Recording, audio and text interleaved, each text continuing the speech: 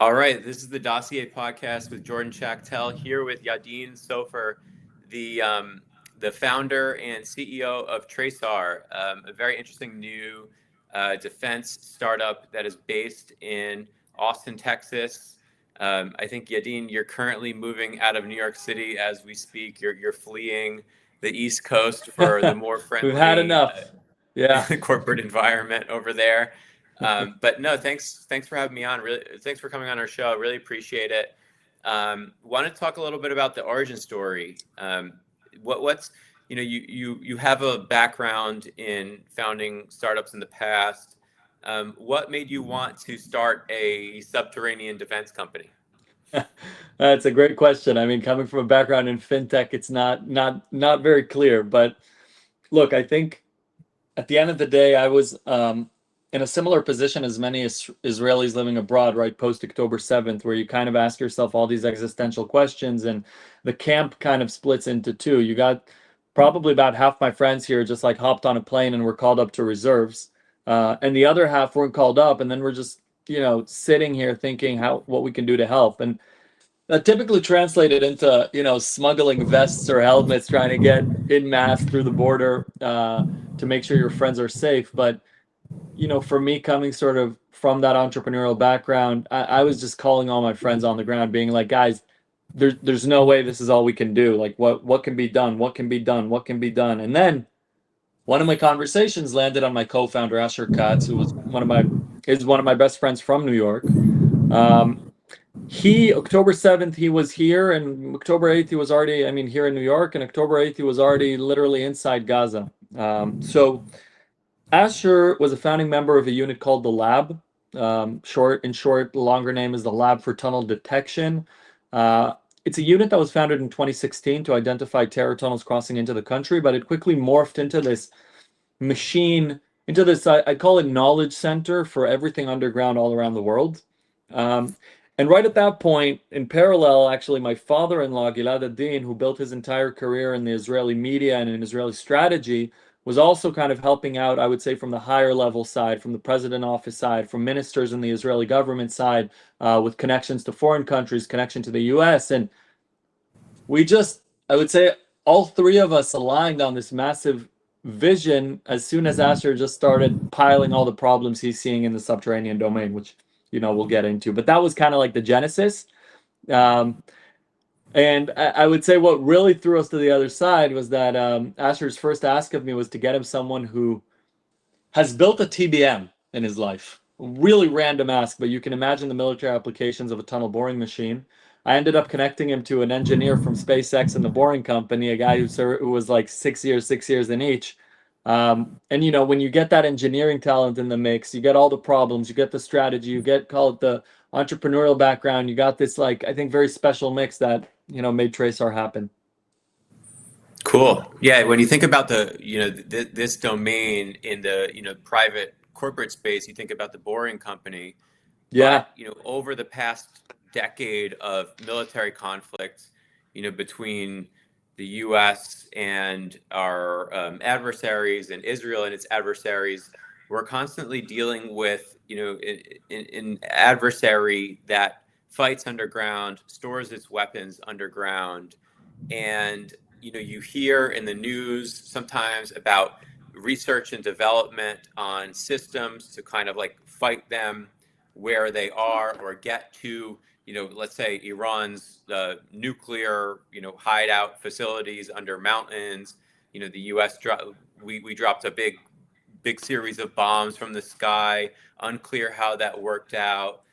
Israel has had to go into this long, like dozens of miles long tunnel network in Gaza to try to uncover Hamas and rescue the hostages that they've held under there. And it seems that we still really. I mean, I'm interested to hear from you. Is the technology on that front improving? Does it still seem very rudimentary from your perspective? Is that why you kind of saw an opening here? Yeah, well, I always say it's kind of ironic because subterranean warfare, I mean, you could probably make a case that it's the most ancient form of warfare, right? You have literally tunnels under Jerusalem, right, that are dated 1,000 years back. So it's not a new domain that we're dealing with. But I would say it's one that we, and when I say we, I would say, the West in general have taken a very different approach to. When it comes to the others, air, land, sea, and now space. Um, to put it simply, we develop alien technology, right? We just develop the craziest things because we want to show the world that we have complete dominance over that space. And when it comes to underground or everything beneath our feet, we take a very reactionary stance, right? We're not proactively developing technologies to win that domain. I would go as far as saying we're not even treating it as a domain, right? You bundle in the penetration munitions into your munition line item that is within the Air Force budget, right? So when you look at these things, even if you pull up the DOW budget, you're not looking at allocations and appropriations dedicated to subterranean warfare. So, I mean, you got to ask yourself why, right? When you look at even Vietnam, right? Years ago, decades ago, you still had massive underground problems. And so when you ask yourself, like, why have we not seen technological development? It's definitely not because the problems weren't there, right? The problems were always there. That was never a question. Could it be politics? Could it be that the individual person does not understand the subterranean domain as a threat? Could it be that the technology wasn't developed enough there? I think there's a lot of reasons, but I think the best example of this is likely looking at the civilian, call it boring or underground market, right? And it's ironic that the name is boring, but I think it's not a sexy domain. It's not like, you look at air, I think it inspires something in people. Obviously, you look at space, it inspires something in people. And at the end of the day, when we have politicians sort of writing the defense budgets and deciding on the appropriations, there is some sort of, I would say, populist approach to it. When it's much easier to say, we're going to dominate, the space. We're going to build space lasers. People get behind that. You get votes for that. But when you talk about underground, I think with the current branding it has today, it doesn't generate conversation. It doesn't get votes. It doesn't create excitement. And I think that trickles down obviously into defense, also into the civilian markets, right? Elon Musk, the greatest entrepreneur of our time. If you look at his companies, the company that is struggling the most is likely the boring company, struggling for everything, struggling to get the right talent, struggling to get into markets, struggling to sustain the business. It's not an easy place to be in.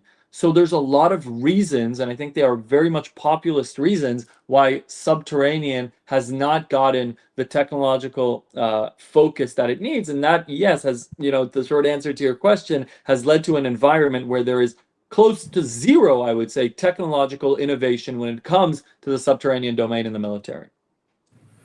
Yeah, so I think it's interesting that I think you're right that everyone wants to appropriate money for the Iron Man suit, but they don't want to appropriate money to build the tunnels, to set up a sophisticated, offensive and defensive defense applications. When I was researching your company, I found that Palmer Luckey has been kind of on the frontier of reintroducing the subterranean domain to the public. And he, of course, founded Anduril, like probably the hottest defense company in the world right now in the private space. Have you guys taken inspiration from what he's doing with Anduril and his insistence that there needs to be more effort in this domain? Yeah. So first, I can say some of the founders of Anduril are investors in Tracer. So we're very close to that gang, and I would say Palmer has been doing a huge service to, I would say not even the subterranean domain. I would say to the U.S. because at the end of the day, what wins wars is, I believe, and some other smart people around us believe, is what we call subterranean dominance or technology in the subterranean domain. It's not easy to push, and Palmer is probably one of the few people in the world who has the credibility to push such an unpopular opinion to the highest ranks of government. So I would say I really see, Palmer is doing a great service to the country here, in him pushing the importance of this domain. And the way we looked at this, I would say, like, first is amplifying what Palmer is saying is just something what we're doing all the time, and we're trying to get, trying to push where we can and create sort of the broader vision around also the little tidbits that he's sharing. But I'll say that when it comes to the subterranean domain, I think Palmer is a great communicator in showing like what can be done in a way that appeals to the masses, right? When he talks about, there's a sentence he says, um, I think it's something along the lines of maneuvering through the crust of the earth as a 3D space, or it's carrying people, signals, and effects through the crust of the earth. What a great way to explain it, and what a great way to spark people's imagination. Because when you talk to people about building something like, the Batman mole, right, which is like a truck with a drill on it that runs through the earth and carries troops, that inspires people. And I think that's what you need to do, because that's how you capture great talent. That's how you bring, eventually that is how you get politicians to line up behind you. It's how you get Congress. It's effective communication, and Palmer's so good at that. And I think, the little that we've been doing to support the message as well is just putting it very concretely out there as this is what needs to be built. These are the products that we're working on. This is how the Subterra domain or US supremacy in the Subterra domain are going to look like for the next 10 years. Yeah, your new endeavor, I think, comes at a perfect time because we face this issue now that every country basically has an air force because every country can afford endless amounts of $500 to $1,000 drones, right? So the air and land has become a very crowded space. You see it on the Russia-Ukraine front. It seems that the war is never ending. You see videos of these, horrific incidents involving drones happening. It's very difficult to, maintain your security on land because of, drone warfare. And I understand that there's like counter drone applications being developed, but it really seems like, what you're trying to get into, you know, because drone warfare has become like this great equalizer, I think that America needs to find a way to restore a robust qualitative advantage. We have all of these great Air Force planes, these F-35s that can do amazing things, and yet I think we found during the recent conflict with Iran that they were able to kind of like hold out longer than we could keep our military offensive without the public getting kind of annoyed and wanting to, the government to kind of like do something else with the time and, taxpayer money. And we were unable, I mean, I think at the initial reports, there was more optimism about destroying the nuclear facilities. But it seems clear to me at this point in time that the nuclear problem has not been, dealt with sufficiently to the point where we're free of any concerns. Is there a future where, say, Iran becomes, close to becoming weaponized, and that we have more subterranean applications in place? Do you think that there's potentially, if we have the assets in place, is there a better way to deal with underground facilities than what we're doing right now with our our tactics and strategy right now? Yeah, so I think there's a lot in there. I'll start just by touching the first part of that you mentioned, because I think you hit a great point with, and it's not just Iran. You mentioned the skies, and you look at Russia and Ukraine, and I think it's such a great example of where the world is heading. I would say great and unfortunate example of where war is heading. We always imagined that we would build up such aerial dominance, right? With drones, with space, with obviously, jets. And I think what Americans imagine the world as in a conflict is that the sky is ours. So, like, to put it very visually, it's just like American flags all over the sky, right? Like American, American, American. And I think what Russia, Ukraine has proved is that the end state, unfortunately, for aerial dominance is that it's not one side wins. It becomes a contested environment, and it becomes an environment of autonomous systems or remote systems that are fighting each other. So what you get is skies that no humans can be in any area of or exposed to in any way. And I will take that a step forward, and what you're seeing a lot of innovation these days in land systems too. So the war of the future is not one side dominates the skies. It's that anything that is unprotected, especially, weak humans like we are at the end of the day, cannot survive unprotected. So contested environments become too, call it, violent for humans. And then what happens is we have to find either vehicles that are non-human that can traverse, the battlefield, or we have to find our asymmetric advantage, and that is where underground comes into play. Um, so that leads, and that I would say is even in the categories of, call it, defense, right? Survivability. It's protecting our assets from this contested environment. But what you're talking about, and where I think you ended the question with, is really our ability to strike deeply buried facilities. And if we continue to build up our technological capability, or if the US does start to look at subterranean as a category, how would the war in Iran look? Look, I think you mentioned our expectation, right? Our expectation of being able to shut those facilities down. And I think there was this amazing moment, here in the US where the B2s were like up in the air, right? And you Mhm. see that and you're like, that is the most incredible piece of technology, right? You see it online, or some folks got to see it, I think, in real life, and you're like, this thing is crazy. And you think that that is a symbol of the US power. And everyone was expecting that to go up in the air and our deterrence to be solidified for the decade to come. I think everyone was expecting that. I think the military was expecting that. I think our US allies were expecting that. I think the average person was expecting that. And the sad reality is that the exact opposite happened, because before we got the B2s up in the sky, I think even Iran had this feeling the US can strike us if they want to. And what the B2s showed is that when we have the most impressive piece of technology up in the sky with 30,000-pound bombs, we still can't reach your buried facilities. And what that creates, which I think is very dangerous around the world, is all of our adversaries are going to dig deeper now. Because Mhm. if one thing Iran showed them is that if you want to win a war with the United States, it's a war of attrition, and you do it by going deeper. So I guarantee that what's happening, and our adversaries are watching this, they're watching the skies, they're watching what's folding out, what's playing out, and they're digging deeper. So my belief when it comes to the technology and when it comes to stopping this, I think there's many interesting developments, and time will tell which will win. I can speak to two that I'm seeing, one related to us, one less related. But even before the Iran strike, I think maybe after the first one, um, Boeing was awarded, I think it was a $200 million contract for developing next gen penetration munitions. So Mhm.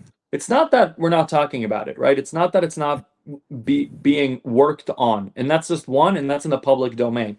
So you could say with quite confidence that, obviously the military understands their capability gap and they're working on closing it. But what I'm more interested in, right? What I'm more interested in is an RFI, call it quiet RFI, that was issued by DARPA just a month ago. And the request, I think, was more interesting than, call it, next gen penetrators, because the request here was phrased as new methods to induce shock waves in order to collapse underground facilities. Now, that's Mhm. very interesting to me, because what that basically tells you is maybe you don't need billion-dollar planes in the skies in order to shoot down these underground facilities. Maybe you can get boots on the ground, do some sort of explosives insertion around an underground facility, and then detonate it in a sequence that guarantees collapse. And I think what that brings to the table, and again, this was my read of the RFI. This is something that, obviously we as Tracer are also a part of and applying for. But my read on this is that, one, it's more covert, right? So, planes create a lot of noise. It's easier for the enemy to deny, right? Direct attack. It makes a lot of sense for the U.S. to have the abilities to topple deeply buried facilities without making a lot of noise. Um, and I think the most important part, and maybe one of the least talked about items in the Iranian strike that should be getting more attention, is a term called BDA, Battle Damage Assessment. What we hit underground, what happened after we shot these $1 million bombs on the Iranian facilities? Did we finish the job? And the frustrating part is that no one can tell you, right? You ask people, even in the administration, and they can't tell you because it's a secret. They can't tell you because they don't know, and they're scrambling to figure it out. So I think BDA is a huge part here. And if you are able to develop, the way the military calls this is non-kinetic penetration munitions that are more precise and that know how to send back a BDA, I think you develop a new form of subterranean warfare that did not exist previously. It's interesting because both the U.S. and Israel, and partners in the West broadly, are very good at cyber, very good at communications interception, top of the line technology, all the classified stuff. The Israelis are famously good at cyber defense and offense. The U.S. of course shares all those capabilities too, but there's this new, I think, ongoing positive trend in America where in the past we forgot about the physical stuff, the physical infrastructure, this notion of reindustrialization, especially in the defense space. I think that you were recently at the reindustrialization summit. Yeah, Um, reindustrialize. We and launched on stage there. Yeah. yeah, so if you want to talk about that a little bit, and also, what kind of, it seems that, your move to Austin, Texas really aligns well with this idea that American companies need to build physical things again to get ahead, and we don't want to have to rely upon, foreign supply chains to build, robust infrastructure that can help our defense applications. Yeah. I mean, look, reindustrialized was incredible. I think you see so many people working on things that literally 5 years ago were considered sci-fi and were considered also, I would say, like non-investable, right? I think like shout out to the venture capital industry as well that, don't get a lot of love, but at the end of the day, no one wanted to touch these things with a 50-foot stick, just like in 2017, right? And Anduril, change the game here. But I think the fact that the venture ecosystem lined up to start supporting high capex things, under the understanding that this can actually play out like a SpaceX, is making a huge impact on society. And 100%, I think, for me also, I think I might be a good example here because you got a lot of founders who are like they have the itch, right? And they want to build things, and obviously, I mean, who's not excited about the physical world, like, right? Like we all want to, I think, build real things, but you grow up and everyone tells you cyber or software and everything else is hard and high capex and you've never operated a machine and whatever. And I think when you get into it, you find that it's all somewhat similar, right? Like founding a company has many of the same traits, whether it's around like building the right brand, bringing in the right people, raising capital, of course, selling, right? There's a lot of similar aspects. And right, you have to put on a different hat. Sometimes you have to put on like, these glasses or gloves in order to work. But at the end of the day, you're building real things. And I think the barrier to entry is lower than ever with AI today. So yeah, I mean, in reindustrialized, just see a ton of like, I think it's actually quite frequent to see these exited tech founders or exited software founders, exited B2B SaaS founders who never want to hear that word again and who are just trying to do the hardest things in the world. So what are some cool things that you can share with us about what you're building at Yeah. Traystar? What is public information, or at least a little hint into what you've got going on behind the scenes? Yeah, man, when we just started out, like literally no one knew about us. And there's this account on X. I don't even know how to pronounce his name, Cache, I think. But uh, he reposted something that I uploaded and said, like, this is the coolest fucking startup in the world. And that meant so much because no one knew about us. And the photo was us dropping a container into Gaza, to deploy our first device or the first prototype of our device. This was a few months ago. And now we finally announced what it is, aside from a container. It's essentially it's an excavator class underground autonomous system. So think about like very heavy machinery packed into a very small frame. When I say small, I mean about no more than 30 inches wide. It knows how to go down into the shaft of an existing tunnel. So think about the Hamas tunnels, 700 miles of underground infrastructure.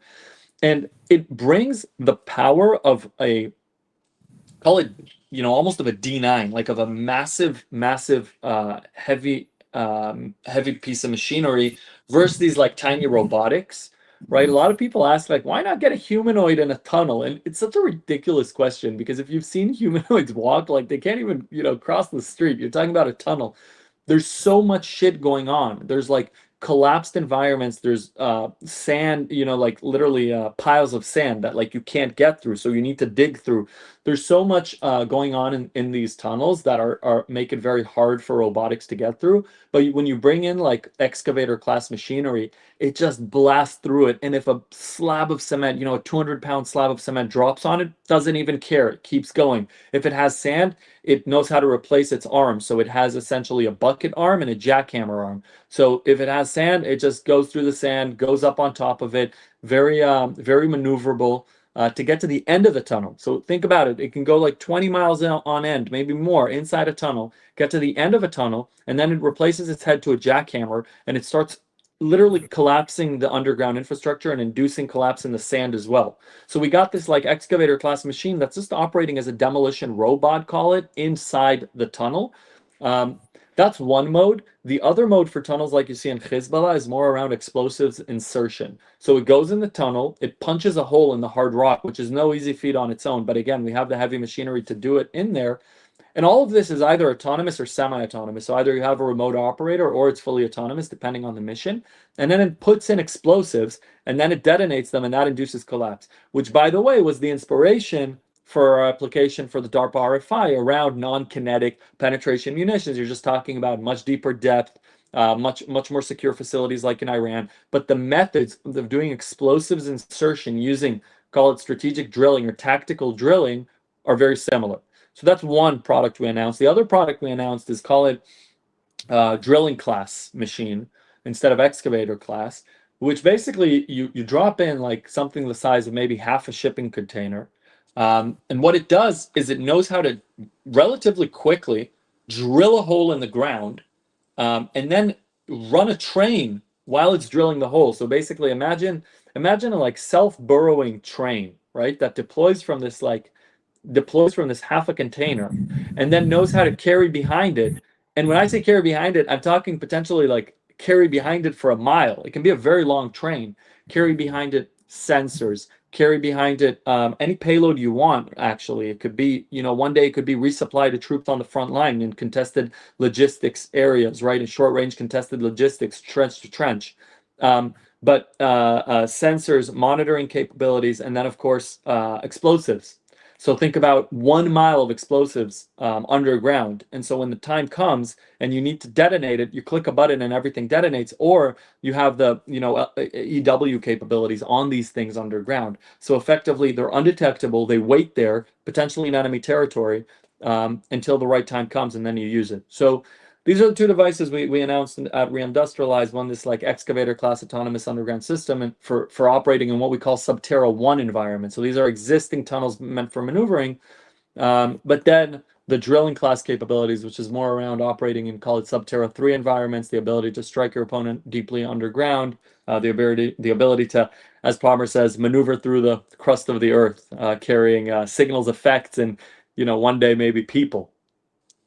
Yeah, I love that because, still today, when the IDF has to infiltrate like a Hamas tunnel network, they still are sending troops physically into the tunnel with very limited intelligence. Maybe they send a K9 in, a robot in, but it seems like the soldiers have to still physically go into the tunnel. It's impossible for the robot to see everything, not miss something. Those tunnels are rigged with explosives a lot of the time. It's clearly, an incredibly dangerous environment.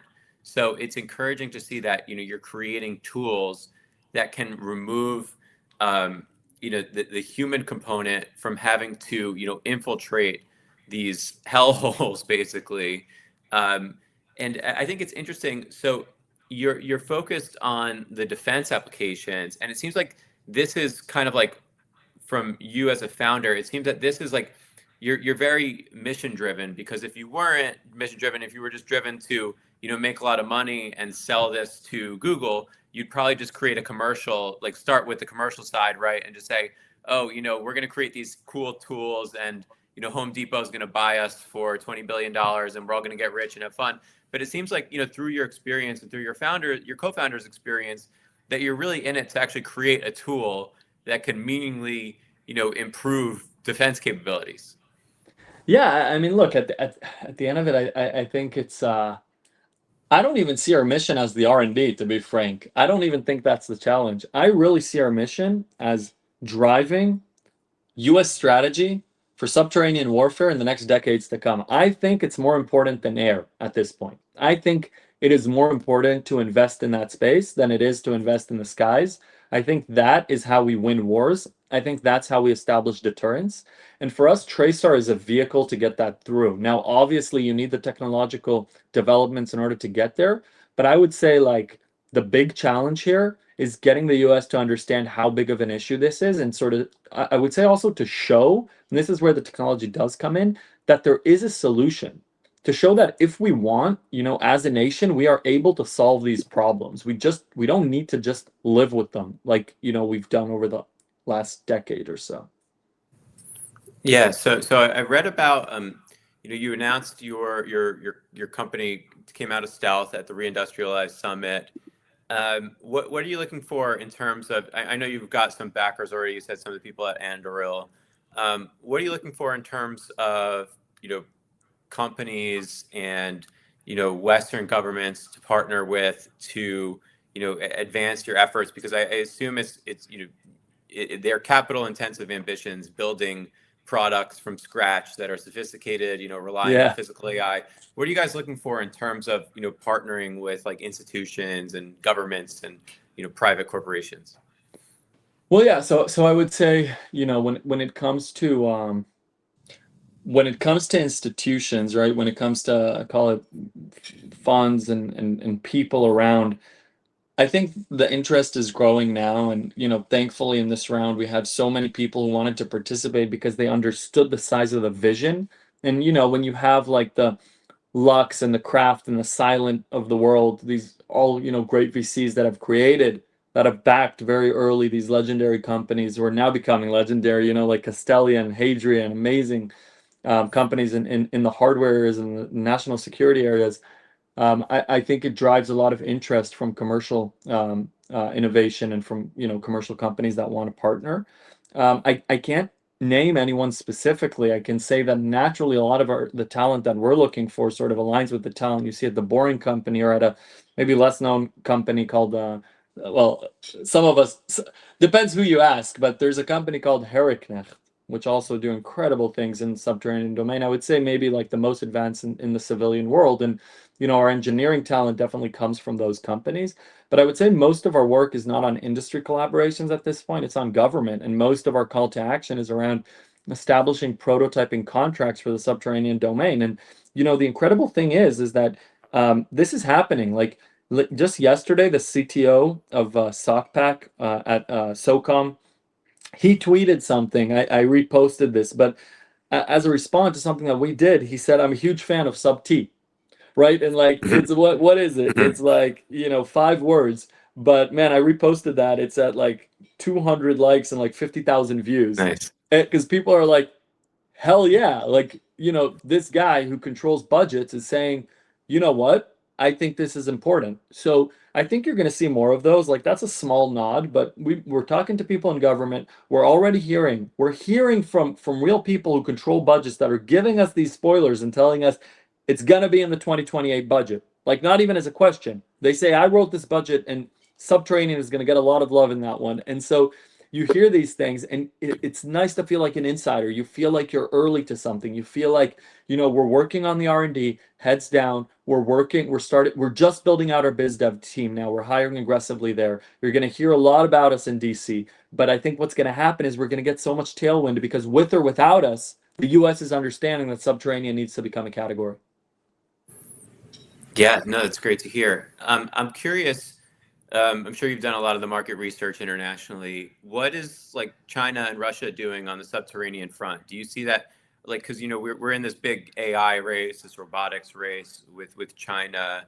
Are they advancing their capability? Because they're not really kinetically involved in so many fronts. Maybe they're assisting a little bit, providing defense applications to Iran and North Korea. But what is their capacity in this space right now? Well, I mean, I would say a couple things there. So, I mean, Russia as an example is being very opportunistic in the Ukraine front, right? They're using old mines in order to establish their sort of resupply facilities and to sustain the war, which is natural, right? It's the smart thing to do, and they're using Ukrainian gas pipes to breach the front line. So I would say that that's the opportunistic side. On the strategic side, yes, there's, there are a lot of claims, likely correct, that there are deep, deep bunkers beneath Moscow protecting command and control centers. I think, like, um, every country in the world likely needs one of these. It's definitely within the strategy. I would say in terms of technology in Russia, can't say that, we've done some market research and come up with something that is truly like groundbreaking or we should be afraid of. Um, but the opposite is true in China, right? China are leading the way in TBMs and tunnel boring machines for the last decades. Like, they're likely the best in the world. It might be China, Canada, and then you got some, companies like Herrenknecht in Germany. Um, and obviously, Elon is catching up now with the Boring Company. But look, China is very advanced when it comes to digging large scale infrastructure. We all know this. It's not even a military question. It's just like China are the best builders in the world, right? We're ramping up now to get to that scale. Um, and it's not autonomous, it's not AI, it's not these like sexy things, but they just build really good machines, and they have the people to sustain it. So I think, number one, China definitely has that, call it, burrowing capability. They have the capability to bury their critical infrastructure, and they're using their military industrial complex, if you could call it, um, to steer that monster, which is, the Chinese military essentially underground. There have been reports, dated as recent as 2023, that part of China's sort of national strategy is to take their entire military infrastructure underground. So this has been announced already. It's not a Wow. surprise. And U.S. satellite imagery has actually seen submarines emerge from mountains, which is like, Batcave level stuff. And it's kind of terrifying because you think like, man, in a China Taiwan scenario, like protecting their critical assets using the crust of the earth in an area where we can't even take our aircraft carriers, it's going to be a very challenging environment. And it always goes back to one of the things we've been advocating for is let's build U.S. underground bases or munition centers or even missile silos in Taiwan. Like, let's use, the crust of the earth to protect us in a scenario like that, where, because in that scenario, it's not even about the sky, it's about the sea. The sea becomes a contested environment, or we can't approach the sea, we can't touch the sea. So you want to be able to use the land as your protector. And I think China is doing that. We should be doing that in Taiwan. That's where it's becoming so valuable. And I can only hope that Taiwan is doing it, by the way. We want to have some conversations with them as well. Yeah, it's a great country, or I guess, contested uh, Yeah. sovereign authority. It's not, they like to call themselves China too. So, but not part of the People's Republic. Yeah. But it's very interesting to see that, like, I think Andoril is also kind of leading on this, the Taiwan front. I think as Palmer Luckey said that, one of the core missions of his company is to prevent China from taking Taiwan. And, that's why they have this like urgency in terms of the pace of shipping product. And Yeah. I think that the There. Yeah. U.S. Defense industry as a whole, under the Trump administration, and I think a lot of credit goes to like the Pentagon, Pete Hegseth, demanding that new players are getting into the game, and not just like the good old boys no bid network of the giant defense companies that have put us in a situation. I don't want to blame the companies themselves, but also the bureaucrats and the policymakers, that the U.S. slowly got behind on issues like this. Um, do you get a sense that the Trump administration is reversing course on this issue? That they're truly more like open-minded about the defense industry broadly, as opposed to in the past, where you had this Oh, like so-called military-industrial complex, and then their contract agencies, and just like overpaying for everything and ripping off the taxpayers. Yeah, no, 100%. It's not even a question. I think, listen, they did a great job of opening the gates, right? Allowing great companies to contend. Um, Mhm. we see our peers, you see these like amazing startups every day on the DOW channels talking about like this prototyping contract or this program of record. And I think that's phenomenal for the country and for the world. Um, I'll say, I mean, where you don't see that is in the subterranean domain.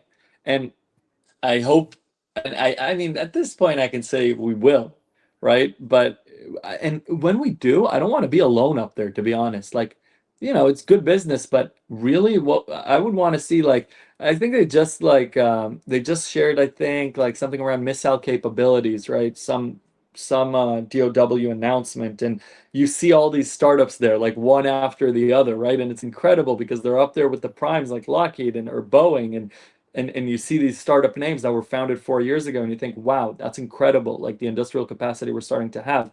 I would want to see that in Subterranean, right? Like new, call it non-kinetic penetration methods. And I'd want to see like Tracer up there with 3 or 4 other companies in the space. One that's developing like whatever horizontal underground torpedoes for X depth, and the other for 10X depth, and the other is developing ways to maneuver supplies underground. Like I want to see all these vertical companies pop up and try to move through the crust of the earth. I think it's so important, and I believe that the administration will support that as well. Agree. And I think, you guys are taking a very bold step in not creating an entirely new category, but kind of resurfacing the importance An ancient of one, yeah. an ancient domain for sure. But Yadin, like, so much appreciate you coming on. Where can people Thanks. follow you and your company? Oh, we're very active on X, so it's Yadin Soffer, my name, on X, and then Trace Our Tech on X as well. That's going to be the best source of information about us. We try to be as Yeah, public as we can. yeah, I really appreciate it. And thanks so much. And it's good talking to you. Awesome. Thanks for having me. Bye, Jordan. See ya.